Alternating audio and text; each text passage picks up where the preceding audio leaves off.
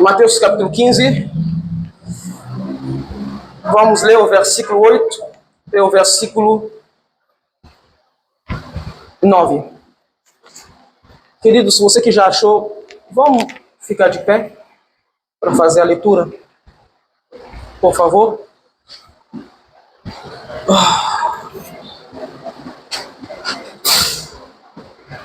O texto diz assim: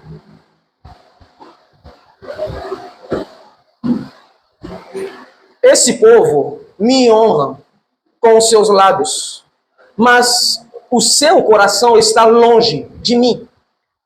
Em outras versões diz: o seu coração está distante de mim. Em vão eles me adoram, pois seus ensinamentos não passam de regras ensinadas por homens. Vou ler mais uma vez. Este povo me honra com os seus lábios, mas o seu coração está longe de mim. Em vão me adoram, seus ensinamentos não passam de regras ensinadas por homens. Amado Pai, nós te louvamos, te invocamos.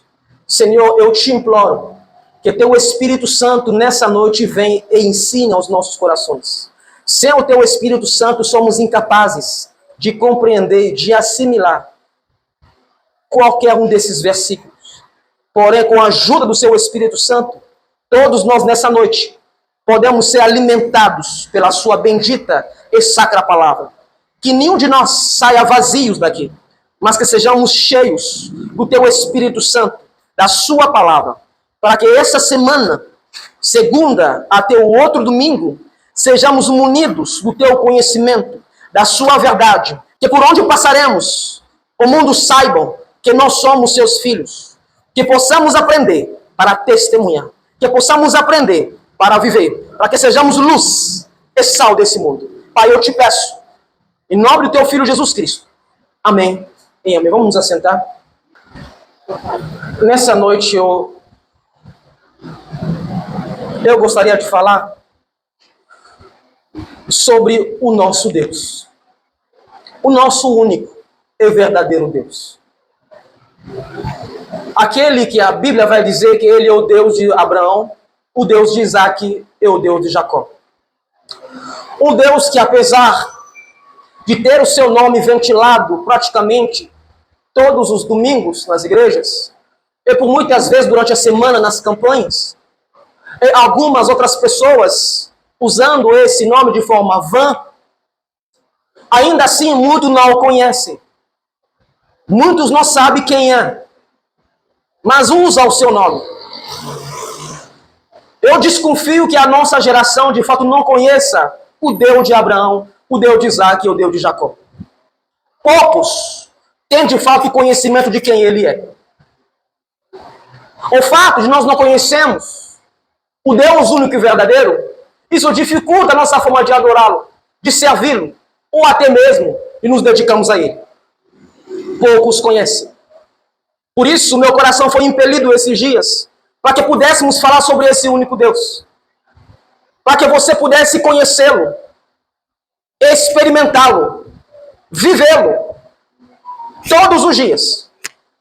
Para que as suas expectativas sobre os céus não sejam vãs, mas reais e verdadeiras. Vivemos um tempo complexo, onde muitos dizem que têm fé nele, que muitos dizem que o conhecem, mas na verdade nem tem fé e nem tampouco o conhece. Vivemos tempos onde dizer-se evangélico, esse nome, dizer alguém, uma pessoa boa, é confiável. Mas na verdade, no dia a dia, o que mais se transmite é a vergonha, é a descredibilidade de quem de fato ele é. Quantas pessoas você conhece que não quer mais pisar na igreja, que não quer saber da igreja, não porque ele está chateado com o pastor, mas porque o seu vizinho é crente. Mas o seu comportamento é tão inadequado que ele não quer saber da igreja. Muito diz que eu conheço, mas eu posso te garantir que poucos, de fato, o conhecem. Por isso, essa noite eu gostaria muito que nós pudéssemos separar um pouco o tempo que nós temos para buscarmos a sua face, para que procurássemos, no meio desses dois versículos, entender um pouco quem é esse Deus. Portanto, eu gostaria de lhe perguntar, até cutucar um pouco o seu coração. Por que você está aqui nessa noite? O que você veio fazer aqui? Por que está aqui? Será que você veio para ouvir uma palavra de mim? Uma pregação talvez que tocasse o seu coração e você falasse, Deus falou comigo? Ou você veio aqui talvez para que você ouvisse uma banda tocando, alguém cantando com uma voz linda e maravilhosa e que a canção despertasse no seu coração um sentimento de se aproximar de Deus? Ou talvez você veio aqui para receber uma oração para que você se sinta mais forte ou receba uma cura? Ou talvez você veio aqui com uma lista de problemas para oferecer a Deus, para que Deus pudesse atentar aos seus problemas, pudesse te dar um suporte. O que te trouxe aqui? Levantando essas hipóteses, se por exemplo você veio aqui para que de mim ouvisse uma palavra, que você dissesse, oh que palavra maravilhosa, querido, infelizmente de um homem como eu, o que pode vir de mim é uma palavra vazia, porque eu sou tão pecador tanto quanto você. De mim não há nada que de mim saia que supra as suas necessidades. Não há palavra que eu estudo a minha vida inteira que te convença de quem Deus é. De mim não há palavra suficiente para poder suprir as suas necessidades espirituais. De mim não há essa palavra. Talvez você ouviu alguém cantando, vocês perceberam no corpo eu sou desafinado, né? Então é triste, não dá para esperar isso de mim. Talvez você veio para você, talvez recebeu uma oração que talvez leva a você uma expectativa de cura. Infelizmente, isso não será suficiente para você. Não será suficiente. E se por acaso que te traz aqui uma lista de problemas para oferecer a Deus, eu tenho uma péssima notícia, talvez a sua lista seja a menor. Sem dúvida, todos nós temos lista para oferecer a Deus dos nossos problemas. Há mais pessoas reclamando de Deus do que eu e você nessa noite. Mas se a sua expectativa em sair da sua casa para vir até esse lugar onde todos nós sabemos que nós temos muitas limitações, temos de estrutura. Se deixar a sua casa para vir aqui, o único motivo para que você possa, em si mesmo, no meio aos seus irmãos, você possa oferecer a Deus o seu melhor culto, se a sua vinda aqui é munida por um desejo de que, por meio da palavra de Deus, você se torne um homem melhor, um marido melhor, um jovem melhor, uma esposa melhor, se a sua vinda para cá não é para que você receba de Deus, mas para que você ofereça a Deus o seu melhor, se a tua vinda para cá foi motivada pelo fato de se relacionar com Deus, por meio de uma oração sincera e verdadeira, se a tua vinda para cá foi motivada não em reclamar das suas dores, doenças ou problemas, mas para entregar a tua vida a Deus, então eu te garanto, você receberá uma resposta. Porque o culto não é para nós nos beneficiarmos. O culto é para podermos entrelaçar, para melhorar a nossa relação com Deus. O culto é eu que dou a Deus. É não Deus que tem que se preocupar em vir atender minhas necessidades. É nós, reconhecendo que Ele é Deus, e nós não passamos de gafanhotos. E Ele é soberano. E nós somos homens pequenos, menores. E que nós precisamos dele mais do que ele precisa de nós. Essa noite, eu gostaria de convidar todos vocês para que voltemos ao Deus das Escrituras. Eu tenho sentido falta de ouvir meus companheiros, meus colegas pastores, falando sobre o Deus das Escrituras. Eu tenho sentido falta dele. E muitos das nossas reuniões, e muitos dos nossos retiros, e muitos de nossas convenções, eu tenho sentido falta de falar de Deus das Escrituras. Querido, para que saibamos quem é Deus, precisamos conhecer seus atributos. Por exemplo, eu conheço um pastor que mora na região oceânica há quase 10 anos. Ele é pastor já há muito tempo. Ele tem uma igreja na estrada do Engenho do Mato. E esse pastor, ele não é brasileiro. Ele é magro, alto, negro, fala enrolado. O que vai passar na sua cabeça? Qual o nome vai passar na sua cabeça? Seja sincero. Por quê? Foram as características minhas. Era aquilo que me envolve. Fez você pensar em mim. Fez você reconhecer que era eu. Pelas características. Você avaliou quem tem essas características. Não é o Jean. Não é o Henrique. Não é o Gilmar. Não, só pode ser o Melo. Você separou até chegar em mim. pelas características. Se eu quero saber quem é Deus, eu reconheço Deus pelas suas características. O que são chamados de atributos de Deus. Quem é Deus? Eu conheço Deus por meio das suas características. Quem é Deus? Ele é soberano. Ele é criador. Ele é eterno. Ele é onisciente. Ele é onipresente. Então, pelas características, eu consigo chegar em quem é Deus. E se eu não conheço as suas características, eu saberei reconhecer quem Ele é? Não vou conseguir. Agora, cerca com meia dúzia de pessoas esses dias seus amigos perguntam, me dá 5 atributos de Deus. E me explica o que são.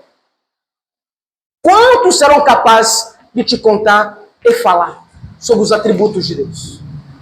Isso é a maior prova do quanto muitos buscam Deus que não conhecem. Poucos conhecem Deus. Por isso, essa noite eu gostaria de voltarmos somente, não falar de todos os seus atributos, mas falar somente da sua supremacia, desse Deus que é expresso nas Escrituras, esse Deus grandioso, supremo, soberano, acima de tudo e de todos. Para que eu e você nessa noite saímos daqui com uma certeza, que Ele não é aquele paizinho, meu paizinho do céu. Não. Ele é todo poderoso. Ele não é seu amiguinho, não. Ele é Deus, o Criador, e você é a criatura. A distância entre Ele e nós é que Ele é o oleiro e nós somos o barro. Nós não somos iguais. Ele é um outro ser. Portanto, você deve, diante dele, temer e tremer. Porque você não está diante do presidente da República. Você não está diante de qualquer homem. Você está diante daquele que, com estalar de dedo, pode tirar a sua alma. Com estalar de dedo, tudo pode acabar. Diante daquele que dará ordem para que toque a última trombeta. Então não é um artista, não é um amigo. É o Rei dos Reis, é o Senhor dos Senhores. É o Todo-Poderoso. Aqueles que todos nós devemos nos curvar. Que Ele é santo e poderoso, acima de tudo e de todos. Queridos, nós temos estudado o livro de Atos dos Apóstolos. E quando estudamos o capítulo 17, na nossa exposição das quinta-feiras, nós vimos que no capítulo 17, Paulo vai chegar em Atenas, fugindo da perseguição dos judeus da igreja de Tessalônica, que quando descobriram que Paulo estava em Bereia pregando e havia conversão, ficaram irritadíssimos. Saíram da Tessalônica, foram até a Bereia para perseguir Paulo, para machucar Paulo, para violentar Paulo. E os irmãos de Bereia, quando souberam que havia uma turma vindo de Tessalônica, eles pegaram Paulo e o levaram para longe de Bereia. E Paulo foi parar em Atenas. Então, Paulo em Atenas, Silas e Timóteo ficaram em Bereia, continuando o trabalho de Paulo. E Paulo ficou esperando eles em Atenas. Enquanto Paulo aguardava em Atenas a chegada de Timóteo e de Silas, os seus companheiros de fé, Paulo vai passear pelas cidades da Grécia, de Atenas. E enquanto Paulo passeava por essa cidade, quanto mais passo fazia, quanto mais rua entrava, Paulo tinha um sentimento de enfurecimento. Paulo estava indignado com aquela cidade. Paulo estava indignado com a quantidade de deuses que ele encontra naquela cidade, com a quantidade de templo de deuses que ele encontrou naquela cidade. Epimênides vai dizer que quando pisou em Atenas, era muito mais fácil achar deuses em Atenas do que homens. Era mais de 30 mil deuses em Atenas, 30 mil estátuas em Atenas. Era muito mais fácil achar Deus em Atenas do que achar homens. Paulo, indignado com isso, como ele tinha como missão levar Cristo adiante, implanta a igreja, Paulo vai para a sinagoga de Atenas. E quando Paulo vai chegar lá, vai pregar o evangelho. Mas Paulo, não satisfeito, Paulo vai à praça da cidade. E na praça, Paulo vai expor o evangelho.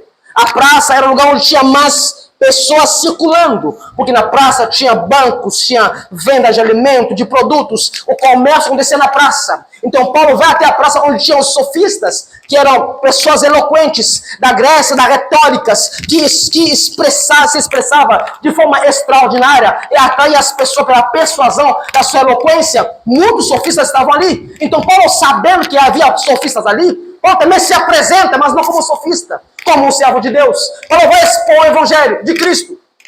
E ali tinha sempre os fofoqueiros de plantão, os estoicos e os epicureus. O texto vai dizer que eles ficavam ali para esperar as fofocas do dia. O que acontecia? Então, quando Paulo vai anunciar Cristo, vai anunciar Jesus Cristo, o ressurreto, eles ficam curiosos, os epicureus e os estoicos, porque Atenas era um depósito de Deus. Os deuses de Atenas tinham Deus de todas as partes do mundo. Quando se descobriu que tinha um Deus no Egito, os atenienses iam até o Egito para trazer esse Deus de Atenas. Quando tinha Deus em Roma, ia até Roma para trazer esse Deus de Atenas. Era a cidade dos deuses, porque ali tinha o panteão dos deuses, onde o grande Deus era Zeus. Então, quando ouviram Paulo falar do Deus chamado Jesus Cristo, o ressurreto, os estoicos ficaram curiosos, porque nunca tinham ouvido falar de um Deus chamado Jesus. E também o ressurreto. Eles não sabiam que Paulo falava de um Deus só, Cristo o ressurreto. Mas para ele é o Deus. Um Deus Jesus, o outro ressurreto. Então, pela curiosidade, eles vão convidar Paulo para Areópago, para que Paulo pudesse fazer uma exposição falando sobre esses deuses, visto que eles queriam trazer de todos os lugares os deuses que existiam.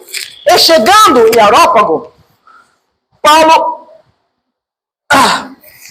vai usar, na sabedoria de Deus, ele vai usar um altar desconhecido, o Deus desconhecido, que era um altar entre outros milhares de altares que tinha em Atenas. Tinha um altar de Deus desconhecido.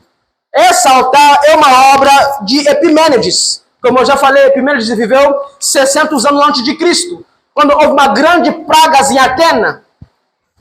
Os atenienses invocaram todos os deuses, e nenhum dos deuses conseguiu solucionar o problema da praga em Atenas. Eles se lembraram de Epimênides, que era conhecido por ser monoteísta, um homem que acreditava num Deus só. Eles vão convidar Epimênides, e quando ele vai chegar, ele vai dizer que todos estavam errados, porque estavam ignorando o verdadeiro Deus. Então ele vai fazer uma demonstração ali, e não quero contar porque é uma história um pouco longa, e por fim, eles vão mandar de manhã cedo liberar as ovelhas, e deixar que as ovelhas descessem até um espaço, um gramado, e onde as ovelhas vão parar em grupo, e ali eles vão montar um altar.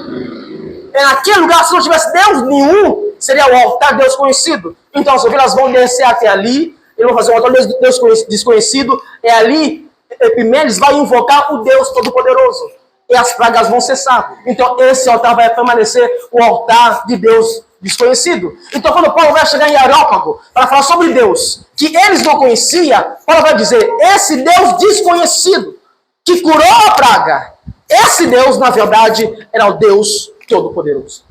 Então Paulo vai expor, vai discorrer sobre esse fator. Porém, por que eu trouxe esse pensamento? Porque a minha percepção é que estamos vivendo uma realidade parecida nos dias atuais. Estamos vivendo uma era de escuridão, uma falta de conhecimento de Deus, uma falta de conhecimento de Deus, não somente nos nossos cultos, mas na nossa individualidade. tanto quanto os atenienses desconheciam o verdadeiro Deus. Hoje nós não temos, em algum lugar aqui no Brasil, um altar de um Deus desconhecido. Nós não temos. Porém, nós temos muitos púlpitos, muitas igrejas, onde o Deus das Escrituras é desconhecido. Onde o Deus de Israel não é o Deus que é anunciado. A diferença entre nós e os atenienses eram demasiadamente religiosos e zelosos, e serviam a vários deuses. Deuses que eles mesmos fabricavam de barro, prata, de ouro. E eles mesmos serviam. Eles mesmos alimentavam esses deuses. Eles mesmos fabricavam e serviam com suas próprias mãos, para que esses deuses funcionassem. Mas nós evangélicos vivemos uma geração tão demasiadamente religiosa quanto os atenienses, tão zelosas quanto eles. Porém, nós cantamos, louvamos, clamamos ao único Deus. Porém, esse Deus que clamamos não é o supremo Deus das Escrituras. Esse é o nosso grande problema. Não é o mesmo Deus. Porque o problema da nossa igreja hoje não é o politeísmo. O problema das nossas igrejas hoje, do nosso cristianismo, é servirmos ao monoteísmo sem crítico. O nosso problema não é se havia muitos deuses. Por exemplo, se havia Moloque, Adagão, Astarote, Apolo, Dionísio, Zeus, Ísis. Não, esse não é o nosso problema. O nosso problema é servir a um Deus que parece insuficiente. A um Deus que compactua com outros deuses. A um Deus que compactua com Iemanjá. A um Deus que compactua com São Jorge. A um Deus que compactua com a astrologia, com o Moloque, que atualmente o Moloque moderno, né? É o aborto. Nós compactuamos com o Deus do dinheiro, do mamão. O nosso problema é que o Deus que nós servimos, ele não é suficiente. Parece que o Deus que tem sido pregado ultimamente não é um Deus suficiente. Mas o Deus das Escrituras, ele é suficiente em si mesmo. E quando os atenienses buscavam outros deuses, nós hoje temos um Deus. Cantamos o Deus de toda a terra. Mas ele não é suficiente. Portanto, vira e mexe. Eu vou no culto da igreja evangélica. Daqui a pouco vou tomar hoxa na católica. Daqui a pouco eu vou no terreiro. Daqui a pouco eu vou no espiritismo. Daqui a pouco eu estou lá na rua igual um doido andando procurando outros deuses. Porque Deus não é suficiente. Eu amo a Deus. Eu tenho fé em Deus. Mas amanhã eu vou pegar um passe para ver minha avó que partiu. Que Deus não é suficiente. O Deus desse século não se assemelha mais ao soberano Deus e supremo das Escrituras. O Deus que se fala atualmente nos nossos púlpitos comum, comentado nas escolas dominicais em geral, mencionado também a maior parte da literatura religiosa da nossa atualidade, é até pregado nas conferências bíblicas. Parece um Deus fabricado, uma ficção, um Deus do imaginário dos cristãos, um Deus que cabe nas nossas necessidades. Um Deus moldado aos nossos interesses. Esse é o nosso problema. Nós criticamos tantos os católicos. Nós criticamos os católicos porque eles idolatram Maria. Eles veneram a sua imagem. Enquanto nós fabricamos os deuses que são extraídos de nossas mentes carnais. Nós temos em Deus que concorda com os nossos pecados. Nós chamamos a Deus que satisfaz as nossas necessidades. Qual é o retrato do Deus pregado nesses dias? Esses dias, em muitos lugares, vocês vão conhecer um Deus que é poderoso. Mas não é todo poderoso. Ele é poderoso. Ele é poderoso para abençoar você. Ele é poderoso para suprir você de suas necessidades. Mas esse Deus, ele é tanto amor que ele só abençoa. Ele não pode punir você. Ele não pune. Ele não pode. Ele não pode punir, ele não pode castigar você, ele não pode disciplinar você. Ele é um Deus tanto amor que só abençoa. Ele é conhecido como o Deus da prosperidade. O Deus que anuncia como alguém que só se importa com a sua ascensão social, com sua vida financeira, com seu bem-estar. Um Deus que a sua preocupação em você não é a glória dele, mas é a sua glória, é o seu sucesso, é você alcançar um cume, um lugar alto. Hoje se prega, se anuncia um Deus cujo seu, um Deus bobão, um Deus que não tem autoridade, um Deus cujo seu papel é servir você. Igual o garçom, né? Gilmar tá lá trabalhando. Ó, fulano, Coca-Cola. Fulano, churrasco. E Deus tá ali. Gilmar, tá aqui, ó. O que mais, Gilmar? Esse aqui é o quê? Copo? Tá bom, Gilmar. Esse aqui é o que mais, Gilmar? Mesa? Tá bom, Gilmar. Um Deus que serve você. Um Deus que você manda e ele obedece. Não ele que manda e você obedece. Mas você manda, você declara, você profetiza, você determina. Então ele levanta, ele corre. Eu tenho que correr para realizar. Porque se eu não realizar, eu vou dizer, eu não estou na vida da Jade. Então eu tenho que correr, porque já que ela já lançou a palavra, eu tenho que correr para realizar, para que ela tenha sucesso e todos vejam que eu sou o Deus dela. Coisa nenhuma. Esse não é o Deus das Escrituras. Nós se anuncia hoje um Deus socialista. Um Deus que veio acabar com a pobreza. Você sabia que muitas igrejas consideram a pobreza maldição? Você sabia disso? Então eu sou maldito, querido. Muitos pensam isso. Um Deus social, um Deus que veio para acabar com a pobreza. Crê em Deus que a sua vida vai melhorar. Vai sair da pobreza para a classe média, ou classe alta, classe A. Quem está na classe Z, então crê em Deus. Você imagina que está na classe A vai crer em quem? Que já é rico. Mas eles esquecem que o que a Bíblia vai dizer em Provérbios 22, 2. Vai dizer, o rico e o pobre se encontraram. Em ambos, Deus fez. Então o pobre não é maldito. Deus fez o pobre, assim como fez o rico. Mas você anuncia, está muito pobre. Vai fazer campanha, meu filho. O Deus de verdade mesmo faz prosperar os seus filhos. Esse Deus que é conhecido, que é anunciado. Nós, hoje, está sendo apresentado um Deus afeminado. Quem que assistiu a Cabana aqui? O filme A Cabana. Tem filme e livros. Só a Joyce? Ninguém mais. Você viu também? Gostaram? Gostou, né? Ai, Jesus, misericórdia.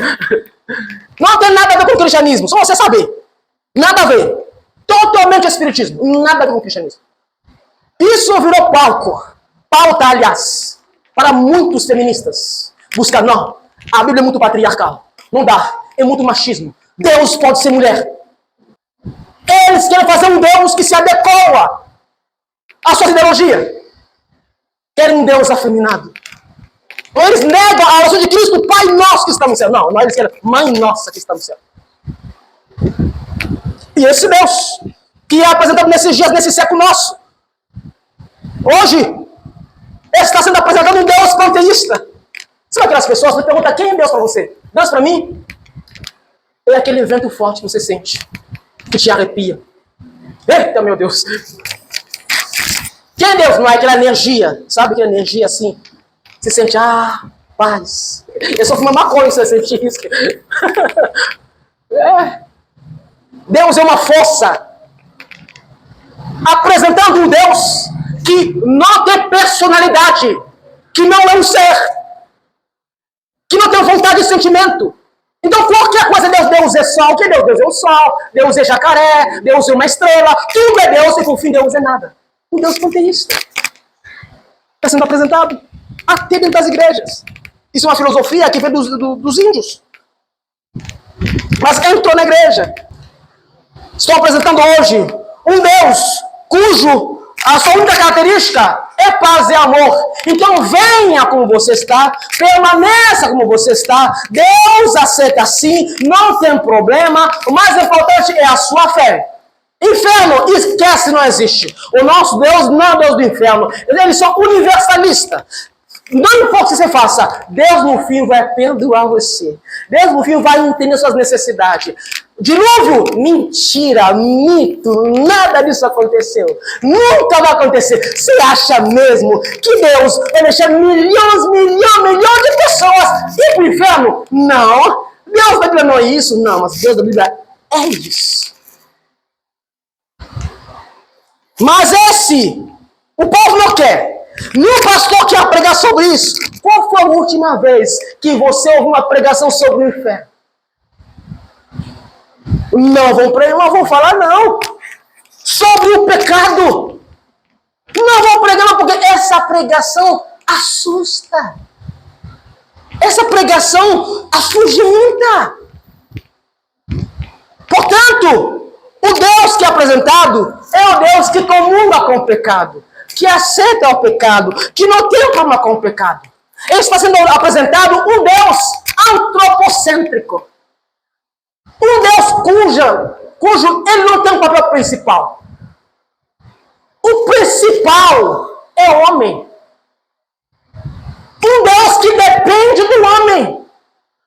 Um Deus os seus desígnios dependem do homem. O moço diz que o homem é o centro do coração de Deus. Uau! Que declaração linda para os que estão no inferno. Ouvir que é o centro do coração de Deus. E esquece o que está escrito em Romanos 11:36. Por ele, dele, e para ele são todas as coisas. É por ele, não é para o homem. Não é para nós, é por ele. Tudo é por ele. É para ele. É dele, são todas as coisas, não para o homem. Não é para nós, é para ele. Mas o moço diz, apresentou esse Deus. O homem é o centro do coração de Deus. Não, isso é mentira. Mas é esse Deus que o povo aplaude. É esse Deus que o povo aceita. É esse Deus que o povo está correndo atrás. Esse mesmo homem diz que você é o ponto fraco de Deus. Antropomorfismo. Querido, você entende que se você dizer que Deus tem um ponto fraco, quer dizer, Deus é imperfeito? Deus é perfeito. Antropomorfismo é quando nós falamos palavras como se Deus fosse homem, colocando o sentimento nosso humano em Deus. Falar, a Camila é o ponto fraco do Jean. Por quê? Porque Jean é apaixonado pela Camila. Isso é o homem, é normal. Mas Deus não tem ponto fraco. Deus é perfeito em si mesmo. Deus não precisa do outro.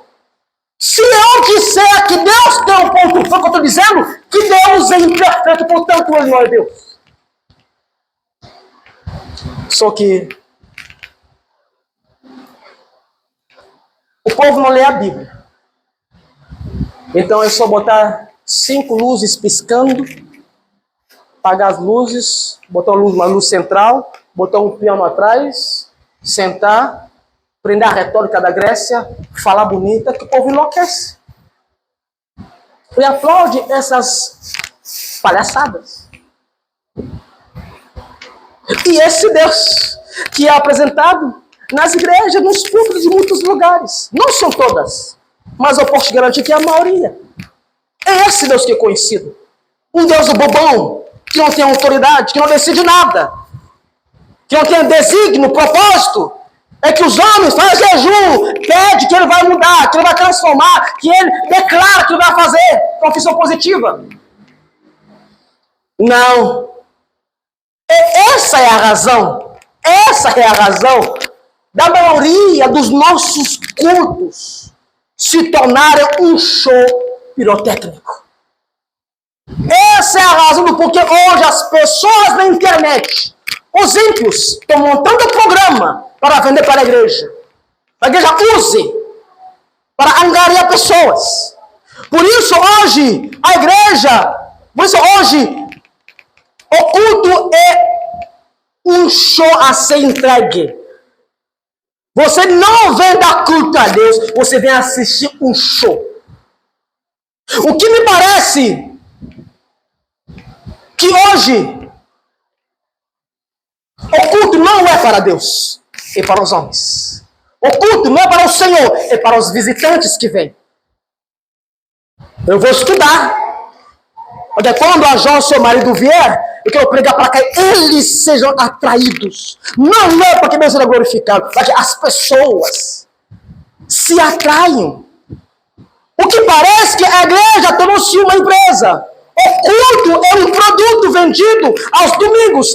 O pastor é o principal vendedor. E vocês são meus fregueses, meus clientes. É o que parece. Então, o que tem sido oferecido aos domingos não é para atrair Deus.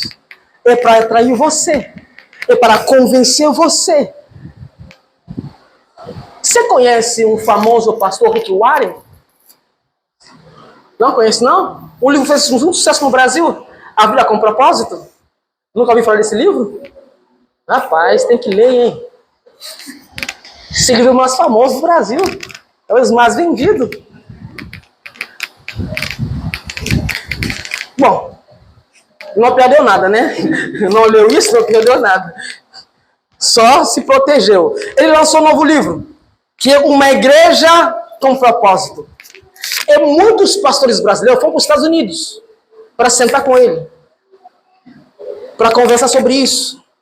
Ele sendo o melhor discípulo desses dias. Sadolek, o nome da igreja dele, se eu não me engano. Sabe o que esse homem está ensinando? Ele diz o seguinte, nesse livro: você quer ganhar jovem na sua igreja? Quero.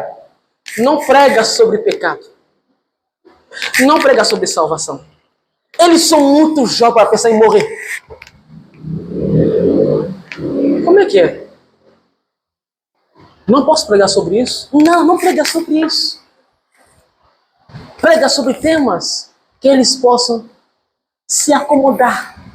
Dar água com açúcar. E quando se torna membro da igreja, depois de um ano, você dá agora a carne, comida mais dura. E se aquela morre na igreja?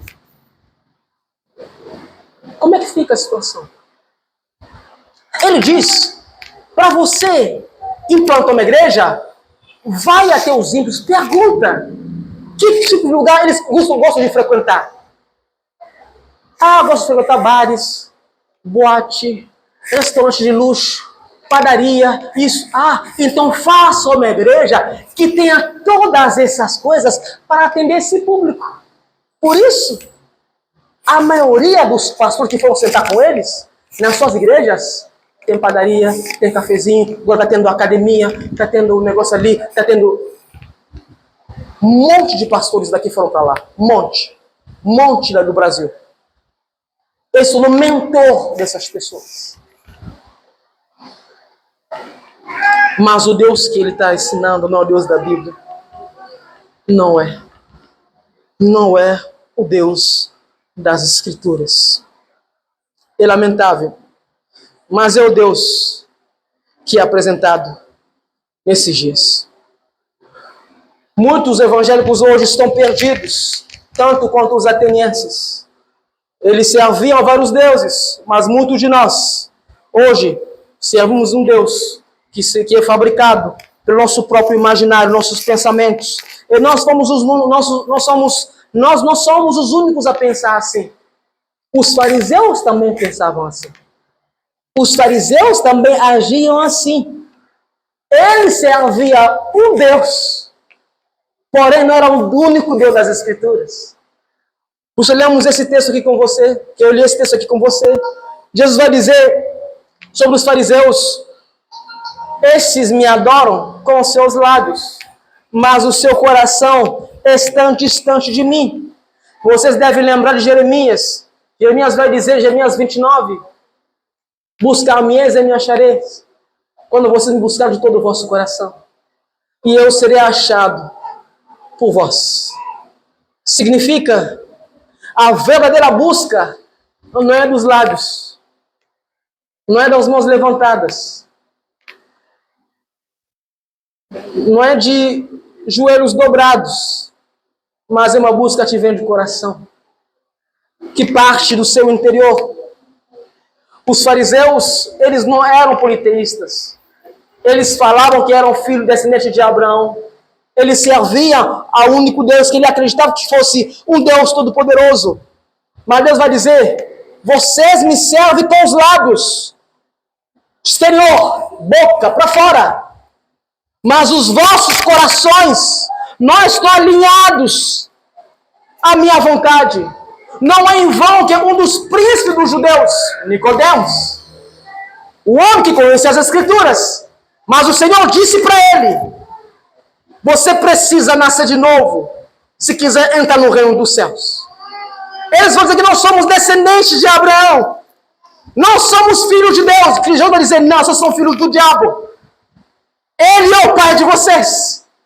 Mas eles eram fariseus. Eles buscavam um Deus que eles acreditavam que era um Deus todo-poderoso. Mas Jesus vai dizer: não faltou adoração, não faltou a sinceridade, mas faltou o conhecimento. Porque a adoração é de acordo com o conhecimento de quem é aquele que eu adoro. Se eu não sei quem é Deus, eu não vou conseguir adorá-lo como ele merece ser adorado. Se eu não conhecer as suas características, as suas virtudes, eu não vou saber como ele deve e merece ser adorado. Os fariseus, eles passaram a confiar mais nas tradições do que na palavra do Senhor. Nesse texto, veremos mais adiante que os fariseus, eles estavam cobrando a Jesus por que os seus discípulos, eles não lavam as mãos antes de comer. Isso não era uma lei bíblica. Isso não tinha nenhum fundamento bíblico. Era uma tradição. Eles estavam mais preocupados com as tradições do que com a palavra do Senhor. O Senhor vai dizer: vocês estão preocupados com as tradições? Mas e quando você manda o filho não ajudar o pai? Para ele dar um corbão, que é uma oferta, que se ele der essa oferta, ele seria isento de ajudar os seus pais. Eles estão indo contra a palavra do Senhor. Eles estão cobrando os meus discípulos sobre as tradições. Quer dizer, para esses homens, as tradições eram mais importantes do que as Escrituras. É o que acontece quando nós não conhecemos a Deus. As tradições são mais importantes do que o próprio Deus, do que o Deus da Bíblia. Então, quando nós não conhecemos o próprio Deus e nos apegamos às tradições, nós não cultuamos o único Deus verdadeiro. Passamos anos na igreja, mas perdidos. Os fariseus achavam que eles eram os mais espirituais. Deus fala: Nicodemos, se você não nascer de novo, não entrar no reino. Ele não estava no reino, apesar de ir para a sinagoga, apesar de ir para o templo, apesar de cultura, eles não estavam na presença do Senhor. Vocês lembram da oração do publicano, da oração do fariseu? O fariseu disse: Senhor, eu dou dízimo, mas o que te pede? Eu jejum 2 vezes. Eu não sou igual a esses ladrões, bandidos, incrédulos. Eu não sou igual a eles. E o publicano entrou. Não teve nem coragem de levantar suas mãos e olhar para o Senhor. Atrás ficou, envergonhado pelos seus pecados. Ele vai bater a mão no peito. Vai dizer: Senhor, tenha misericórdia de mim, porque eu sou um pecador. E a Bíblia vai dizer: a oração do publicano foi aceita. E a oração do fariseu foi rejeitada. Eles estavam, praticavam a lei, mas não conhecia o Deus da lei, não conhecia o soberano das Escrituras, não conhecia o supremo Deus, como hoje muitos estão apegados às tradições, às leis da igreja, mas não conhecem a Deus. Esse é um dos grandes problemas dos nossos dias. Muitos adoram a Deus com seus lábios, adoram a Deus com sua boca, adoram a Deus de fora, aparentemente, vem na igreja, levanta as mãos, se ajoelha, canta, levanta as mãos, faz oração, até fala em língua, tudo que você imagina, faz. Mas o coração está aquém de Deus. Porque esse Deus está sendo pregado, não sendo o Deus das Escrituras, a forma de adorar também será inadequada. Esse é um grande problema. Porque na mente das pessoas hoje há uma inversão de valor por causa desse Deus que é anunciado. Ele é tão bobão, ele é tão simples. Ele não tem, o poder que ele tem é abençoar. Vai abençoar, o restante está nulo. Ele não pode condenar ninguém, ele não pode brigar com ninguém, porque tu tem que ser modificado, porque tem que ser um Deus bom, Deus amor. Portanto, Essa inversão leva hoje as pessoas a cultuar um Deus que parece um homem. Invertam as escrituras. Sabe aquele texto que diz? Vai na casa do oleiro. Que Deus é o oleiro e nós somos o barro. Vaso de barro. Não, hoje não. Esse texto não vale. Inverteu. O oleiro somos nós, Deus que é barro. Fazemos o que nós queremos. Deus, até aqui. Ó, eu quero um namorado assim.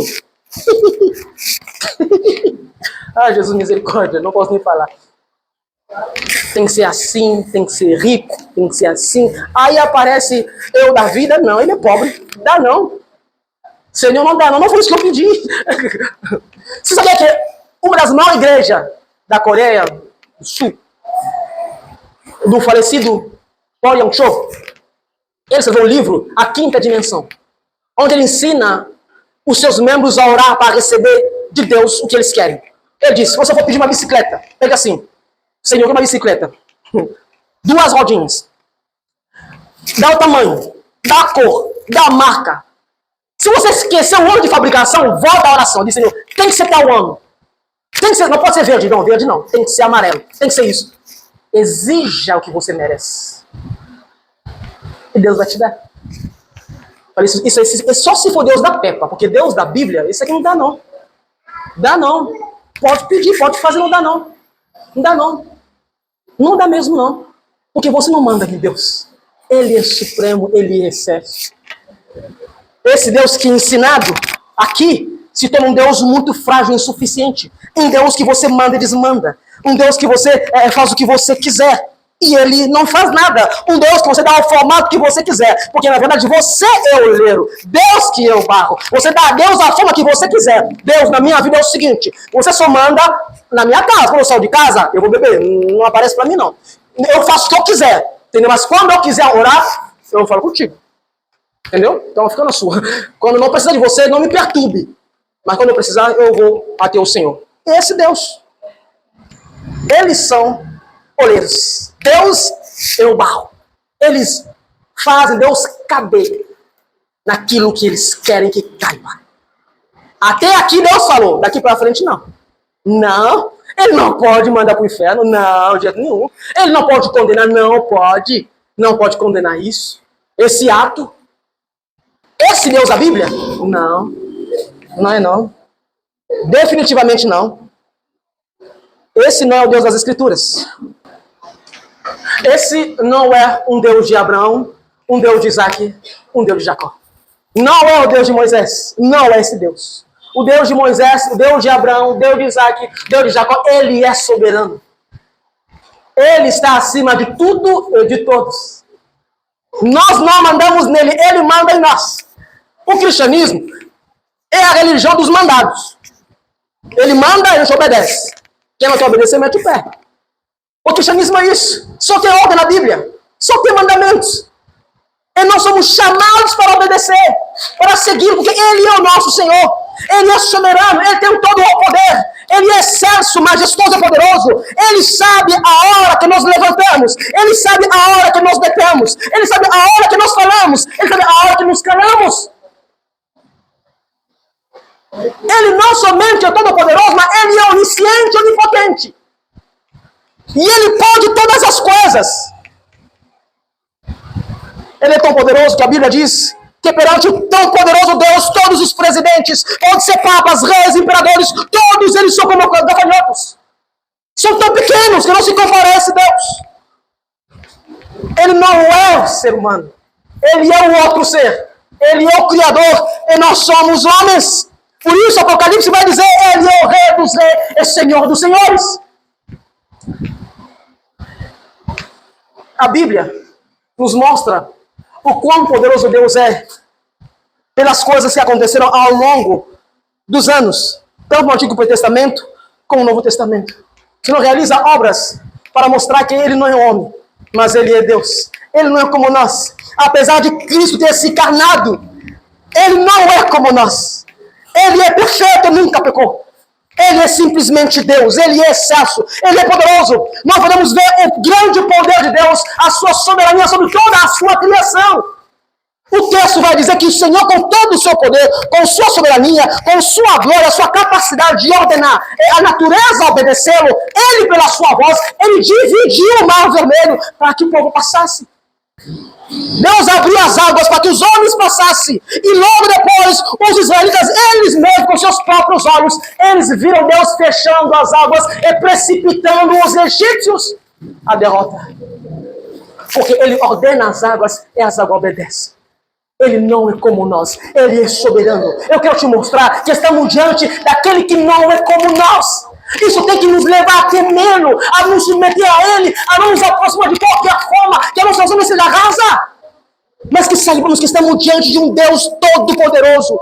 Nós vemos mais adiante. Você se lembra que no livro de Números, Datã, Corá e Abirão, eles começaram a confrontar Moisés. Moisés, você tem poder? Nós também temos. Você fala, você conhece Deus? Nós também conhecemos. Moisés diz, Deus, se eu sou seu servo, a morte deles não vai ser uma morte normal.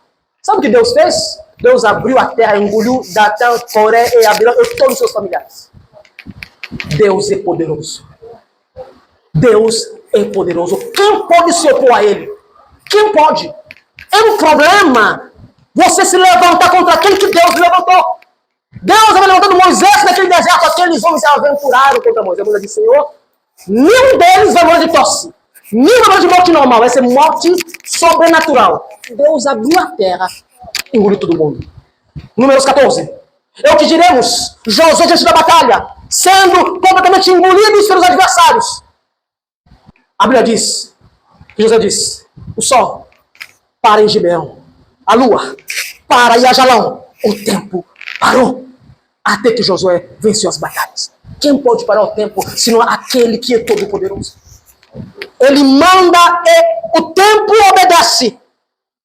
Ah, meu Deus do céu. O que diremos? Deus que manda corvo. Você já falou com corvo? Rapaz, fala, corvo, vai até no Rio Querete. Elias está lá. Eu tirei ele da cidade. Ele vai ficar lá. Vai levar o pão. O corvo descobriu o que era pão. Para pegar o pão e levar com Elias. Ele levou o pão, porque obedeceu à voz de Deus. O que diremos de Deus que calou a boca dos leões, como lançaram Daniel? O que diremos desse Deus tão poderoso? Que quando os jovens Sadraque, Mesaque e Abednego foram lançados na fornalha ardente, não se queimaram. Oh, meu querido, Deus é poderoso para proteger você até no meio do fogo. Ele não é como nós, ele é Deus. Nós não podemos relacionar com ele como se fosse um Deus qualquer. Ele é soberano, ele é supremo. Então, esse Deus tão grandioso, eu não posso tratá-lo de qualquer forma. E esse Deus, as pessoas não o conhecem. Por isso serve de qualquer forma. Por isso fala de Deus de qualquer forma. Por isso diz que são cristãos, mas não sabem quem é Deus. Não sabe quem estou representando. Não sabe. Salmo 15, 115, 3 diz, mas o nosso Deus está no céu. Faz tudo o que lhe apraz, porque ele é soberano. Deus não corre, não se desespera para fazer a sua vontade. Ele faz o que quer. Deus não faz o que você quer. Deus faz o que ele quer. Porque ele tem os seus planos. Portanto, eu e você devemos nos sujeitar a esse Deus. Eu vou encerrar dizendo, o texto diz, eles me adoram com seus lábios, exteriormente, aparentemente, mas o seu coração está distante de mim. Você se lembra?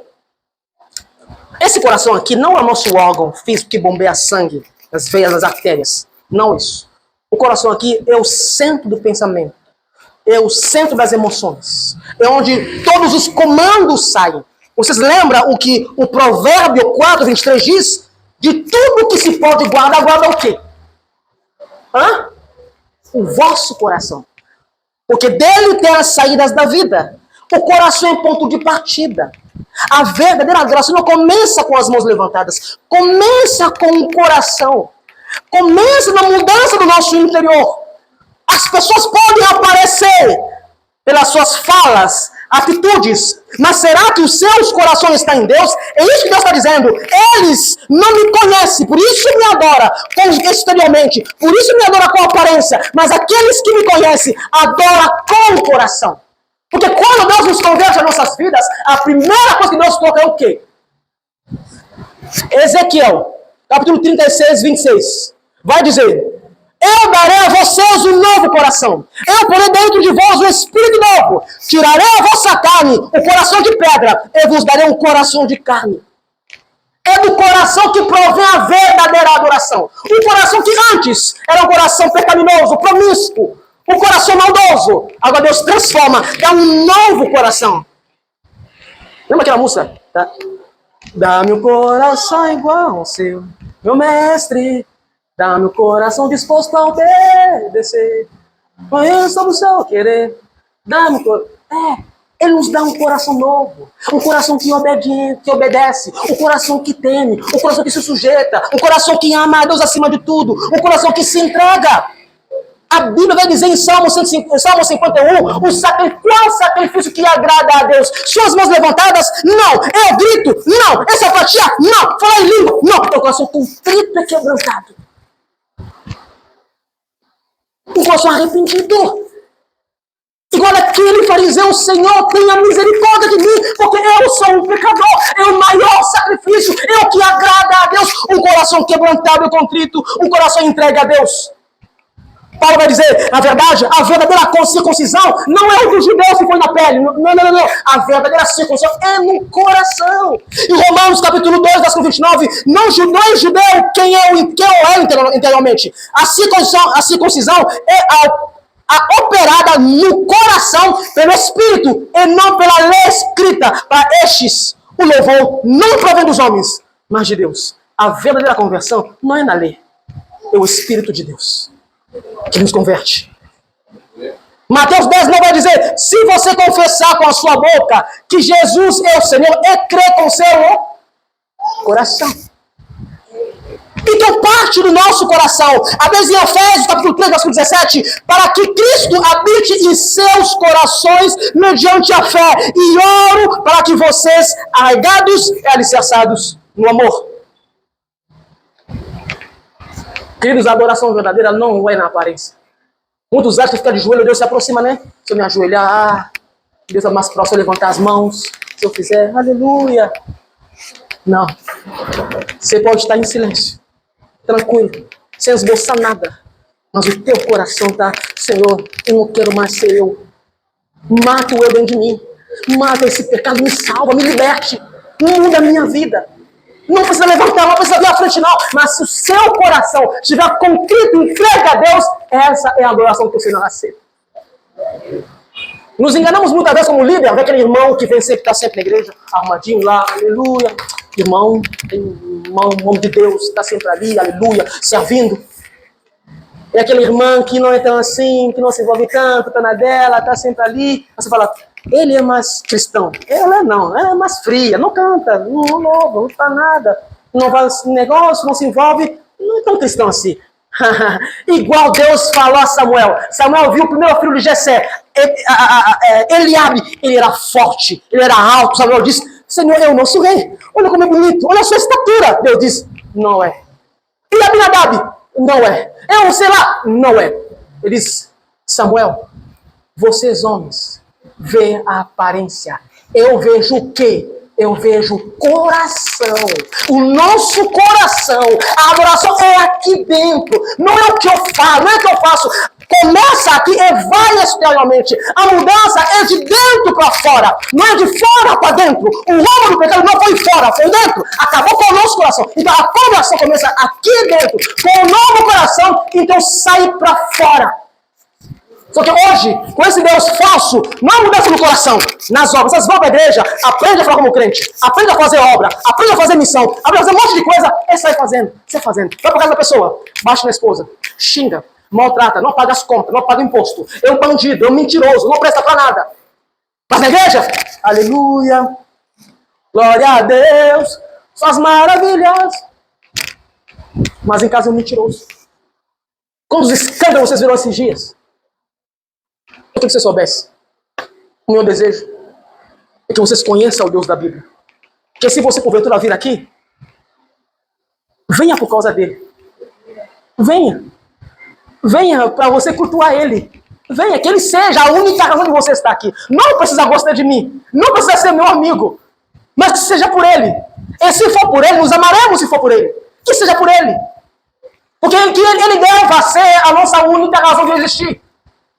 Deus só vai ser tudo para você se ele for tudo que você possui. Ele não vai ser tudo para você se você tem outras prioridades. Oh, gente, creia em mim. O mundo está caminhando para o fim. Eu espero que a sua maior preocupação não seja o dinheiro. Claro, precisamos viver melhor, temos vida melhor, mas que não seja o dinheiro. Que não seja o bem-estar desse mundo. Sabe, deixa eu te falar. Sabe uma das razões porque Deus nos deixa passar por dificuldade? Nós que o servimos? Ele podia nos poupar, sim ou não? Ele podia nos livrar do sofrimento, sim ou não? Por que ele deixa? Deus não quer. Hoje, guarde isso. Deus não quer que você ame esse mundo. Deus não quer que você comece a sonhar com esse mundo. Deus não quer que você se apaixone por esse mundo. E se você amar o mundo, o amor do Senhor não estará mais em você. Se as coisas começarem simplesmente a ir dizendo que poupa, vamos esquecer Deus. Não diga que você é muito espiritual. Não faça isso. Todos nós podemos ser levados pelo dinheiro. Não faça isso. Podemos sim. Então muitas vezes Deus permite que você não vá além do que você tem. Porque Ele não quer te perder. Porque você perca o foco. Querido, o fim é logo ali. Não desça do ônibus. Não desça. Não deixe os problemas te façam querer pular do ônibus. Não pule. É logo ali. Se Ele não vem nos encontrar, nós iremos ao encontro dele. Curva a sua cabeça, eu vou orar por você.